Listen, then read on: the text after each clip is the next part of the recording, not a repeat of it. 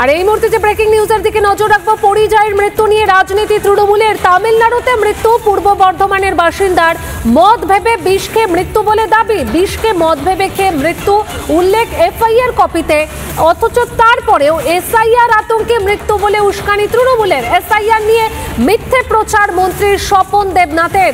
পরিযায়ী মৃত্যু নিয়ে রাজনীতি তৃণমূলের। তামিলনাড়ুতে মৃত্যু পূর্ব বর্ধমানের বাসিন্দার, মদ ভেবে বিষ খেয়ে মৃত্যু বলে দাবি। বিষকে মদ ভেবে খেয়ে মৃত্যু এমনটাই কিন্তু উল্লেখ রয়েছে এফআইআর কপিতে, কিন্তু এসআইআর আতঙ্কে মৃত্যু বলে উস্কানি তৃণমূলের। অর্থাৎ আবারও গিয়ে কোথাও মিথ্যে প্রচার করা হচ্ছে।